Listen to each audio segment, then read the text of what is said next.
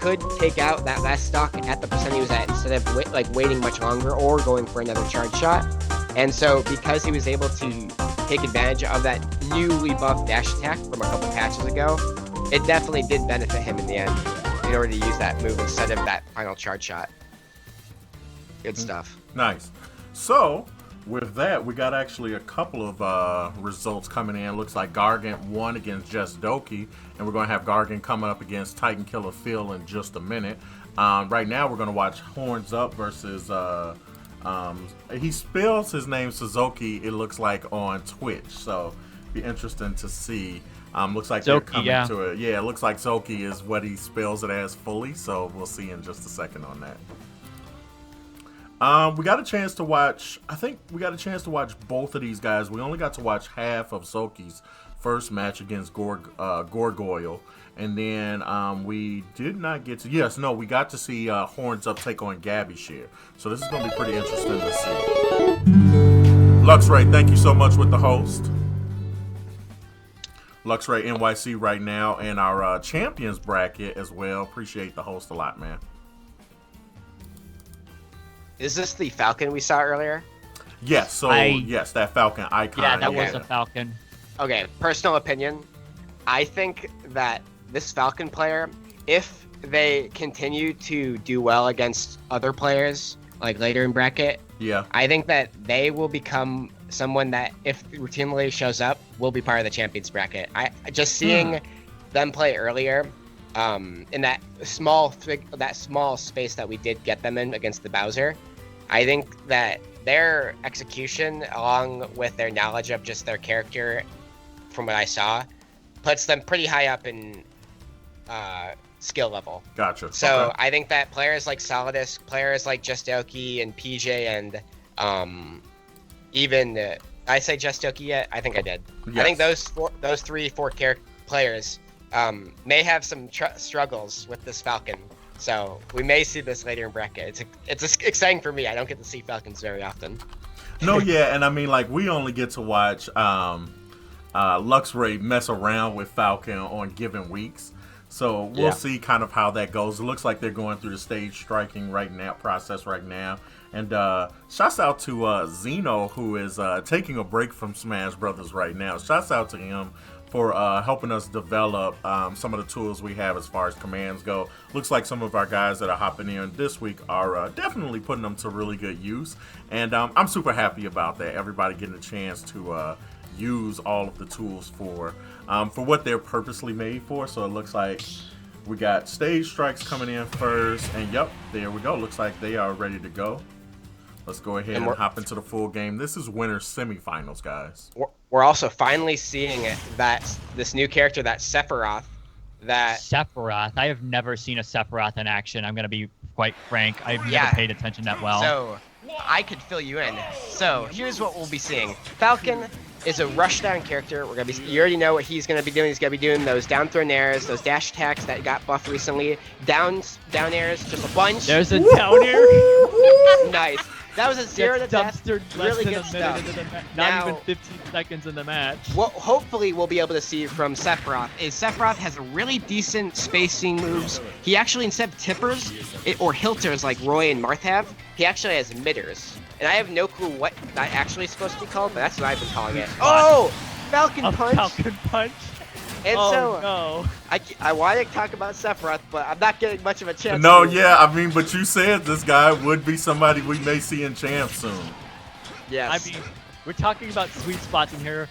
I mean, I can harken it like the middle of, like, hitting it in the middle of a baseball bat, like a baseball swing. So that's the best analogy I can do. But Captain Falcon seems to be hitting those much more frequently than what Sephiroth is doing in this situation right now. Yeah, and that's great that you mentioned that. Hitting something with Sephiroth is actually a bit more challenging than most characters, because most characters in this game have really good frame data, which essentially just means there's space, there's and he counters the down air this time around. We won't be getting 3 stocks this time. Yes. And so essentially what I was saying was that Sephiroth's moves are much slower compared to almost all of the cast, but not slow enough to where they are impossible to hit.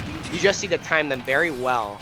And he also has some of the most interesting neutral and side specials in the game.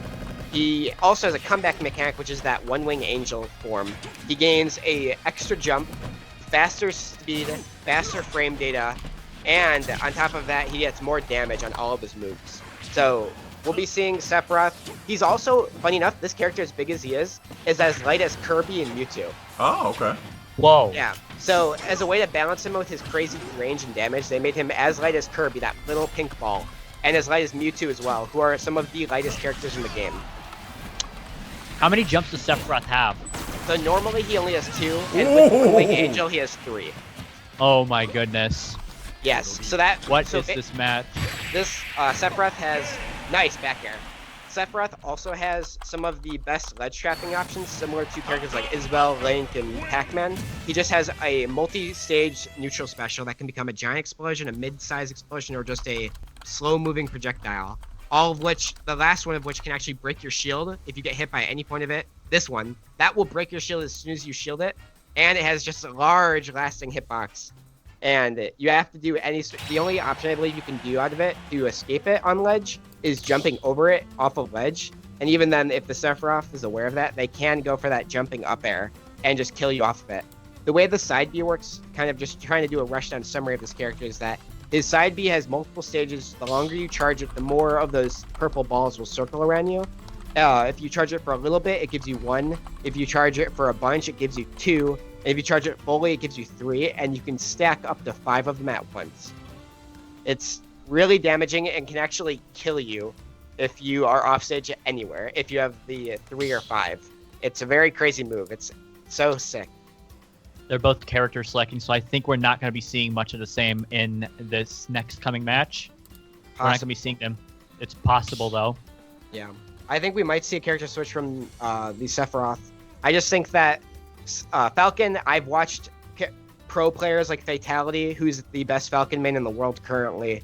He recently did a first to 10 with a really well-known or really good Sephiroth player that I can't remember the name off the top of my head. Yeah. The character's very new, but he just stomped this character.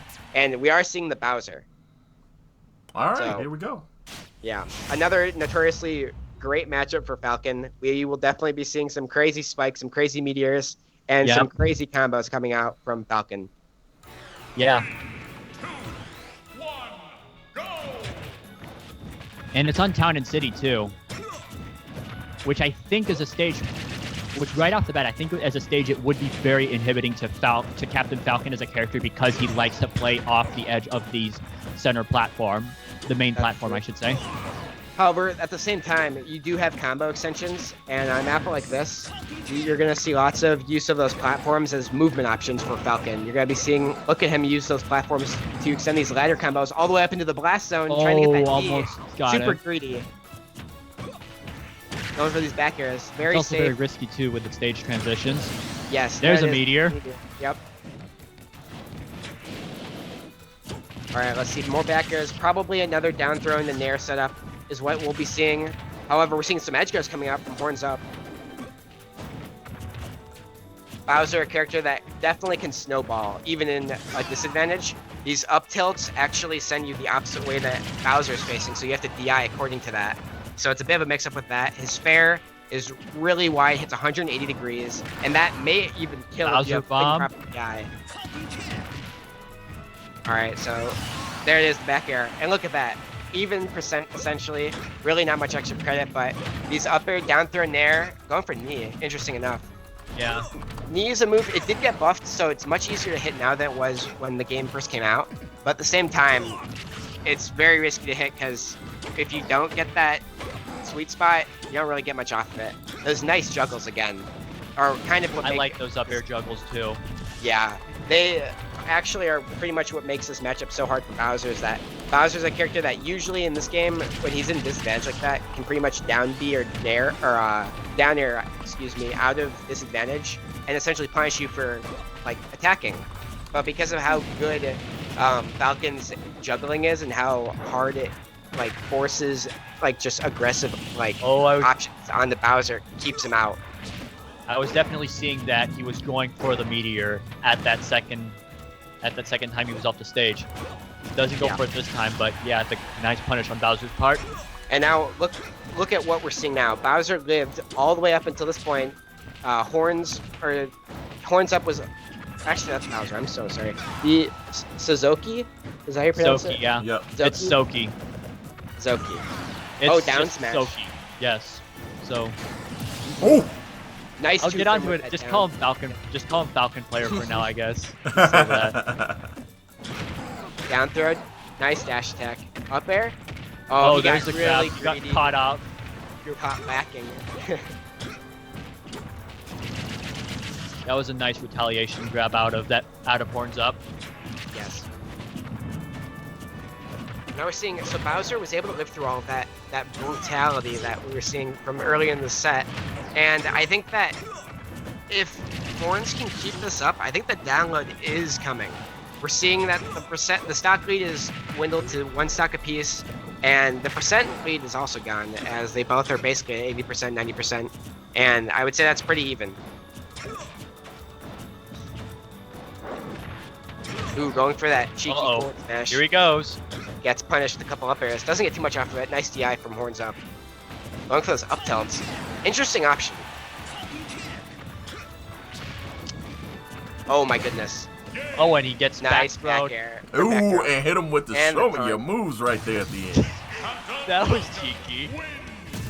That was Yeah. cheeky. I know some people really hate those, but I think that they're in good fun, and it's a lot Yes. of fun to Show see me those your at the end. moves. Show me your moves. Personally, as Show me somebody your who moves. plays this game so much, like just practicing online and stuff, I would much rather you continually spam a taunt that says something funny and cheeky, like "Show me your moves" or Bowser tripping or Dr. Mario with a pill, rather than somebody teabagging.